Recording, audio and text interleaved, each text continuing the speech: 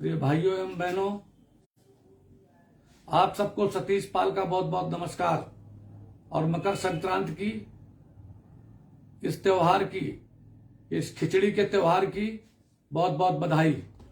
इस त्योहार पर लोग दान करते हैं, इसको बड़ा शुभ माना जाता है। बताते हैं कि युद्ध में खाना जब खत्म हो गया तो खिचड़ी बना के खिलाई थी गुरु गोरखनाथ जी ने, इसलिए इस पर खिचड़ी बांटी जाती है। आज सेना दिवस भी है दोस्तों। भारत की जो मिलिट्री है उसके नाम पर सेना दिवस मनाया जाता है आज। और सेना की महत्ता आप जानते हैं, इंपॉर्टेंस जानते हैं, सेना की उपयोगिता जानते हैं।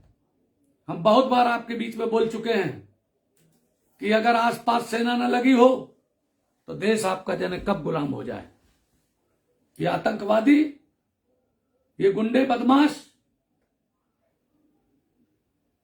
जो बाहर से आते हैं उनको तो आतंकवादी कहा जाता है, लेकिन जो अंदर आपके और लगे हैं, जो लोगों को धमकाते हैं किसी बात को लेकर के, ब्लैकमेल करते हैं, गांव गांव ये चीजें चलती हैं। आज मैं सेना दिवस पर आपको बताना चाहता हूं, और जिसके पास मेरी आवाज पहुंच रही वो सुन ले बहुत अच्छी तरीके से कि दोस्तों, जो डर गया सो मर गया। जिसके अंदर सेना की फीलिंग नहीं है, सेना का जज्बा नहीं है, जो आदमी किसी के अन्याय अत्याचार से लड़ना नहीं जानता, लड़ना नहीं चाहता, वो आदमी समझ लेना कि कुछ कर नहीं सकता। व्यक्ति को एक सैनिक की भांति होना चाहिए। किसी के प्रति भी अन्याय अत्याचार हो रहा हो, अपने साथ हो रहा हो या दूसरे के साथ हो रहा हो, वो लड़े। आज ये सेना दिवस पर मैं ये बात आपसे कहना चाहता हूं। नकल किसी की मत करो, अपनी अकल लगाओ। बहुत लोग, शिवसेना खड़ी है, एक राजनीतिक दल हो गया। लोगों ने अहिल्याबाई होलकर सेना, क्योंकि अहिल्याबाई होलकर ने सेना बनाई थी। कोई फला सेना बनाता है लेकिन काम कोई नहीं करता। माफ कीजिएगा,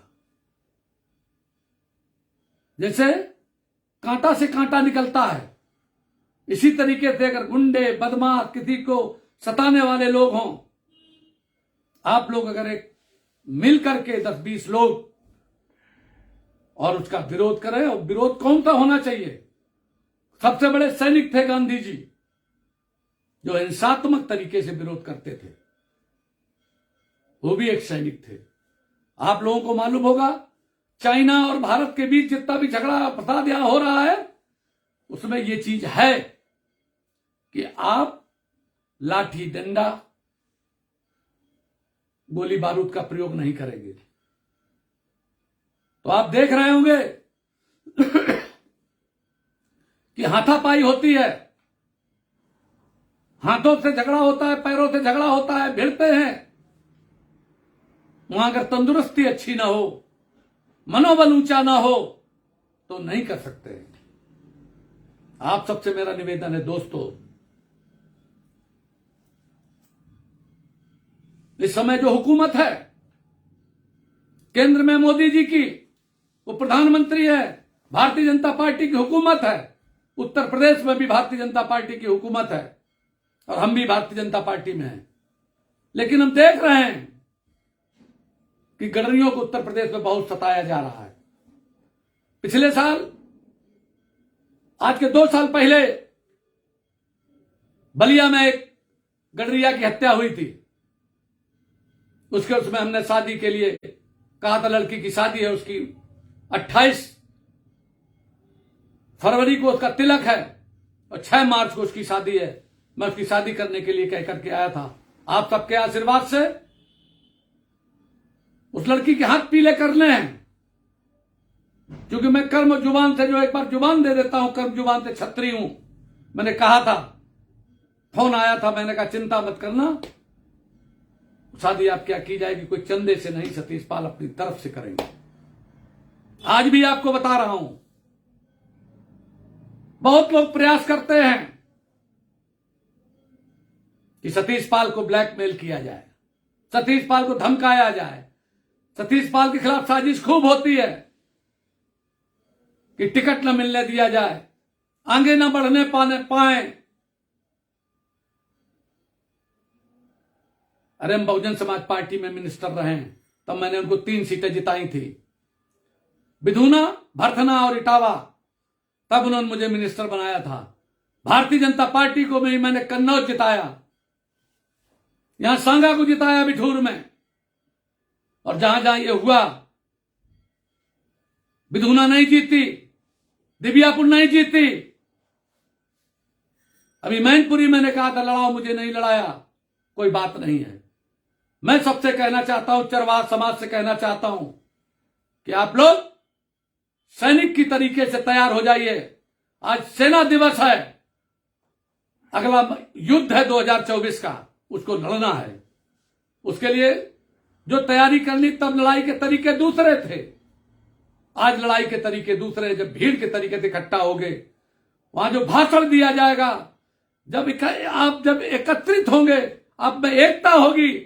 जब आप वोट एक जगह किसी के कहने से देंगे कि सतीश पाल के कहने से उत्तर प्रदेश भर का गड़रिया या पिछड़े वर्ग का लोग, अति पिछड़े लोग वोट देंगे, सतीश पाल की हैसियत है, तो सतीश पाल की टिकट चल करके कानपुर आ जाएगी।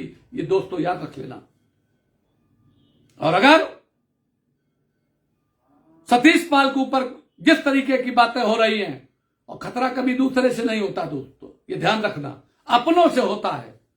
हमने आपको बताया था पिछली बार जब मैंने पार्टी ज्वाइन करी 2019 में, मैं मैनपुरी से कन्नौज से लड़ना चाहता था। मैंने कहा भी, बात भी हुई थी। बाद में जब टिकट नहीं हुआ तो मैंने प्रदेश अध्यक्ष से कहा था, तत्कालीन श्री महेंद्रनाथ पांडे जी से, कि आपने उत्तर प्रदेश में एक भी गड़रिया को टिकट नहीं दिया। तो उन्होंने कहा, अरे मैंने तो आगरा में दे दिया।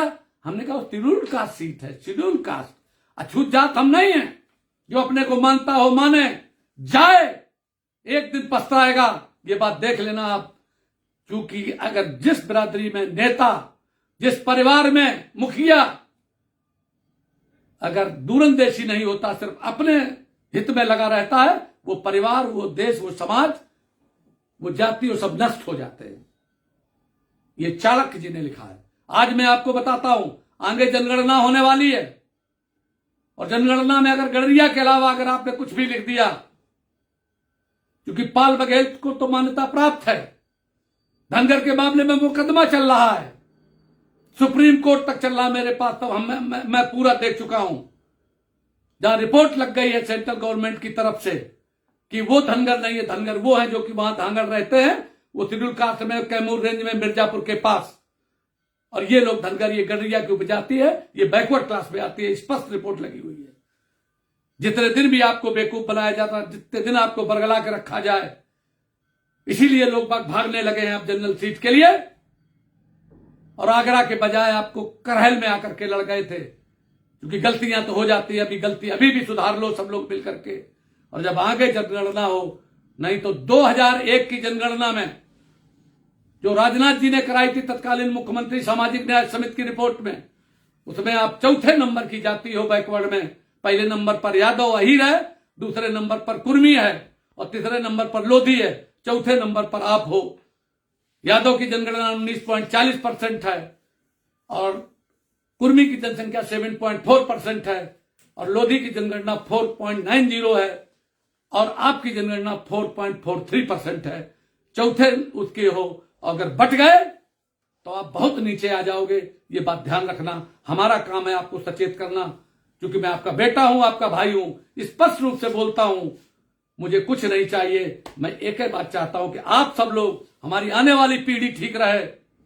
हम तो लड़ लेंगे, हम देख भी लेंगे, हम इतना अपना जीवन काट भी लाए हैं अच्छी तरीके से, इज्जत और सम्मान के साथ, और लोगों की सेवा भी कर रहे हैं। मैं आपसे कहना चाहता हूं, ये नौजवानों, आप देश की सेवा के लिए, समाज की सेवा के लिए, राष्ट्र की सेवा के लिए, मानवता की सेवा के लिए जाति से ऊपर उठ करके, ये जातिवाद तुम्हारे लिए जहर है। जातिवाद कुछ लोगों को खूब काम आ रही है, और वो जातिवाद का विरोध करते हैं और जातिवाद का पूरा काम करते हैं, अपना जात का काम करते हैं, दूसरों के ऊपर वो करते हैं।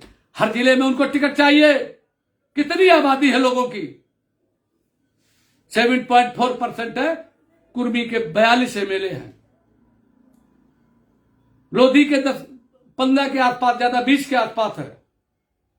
और तुम एक हो टू। जब कोई बात आती है तो टुंडला वाले को गिना दिया जाता है।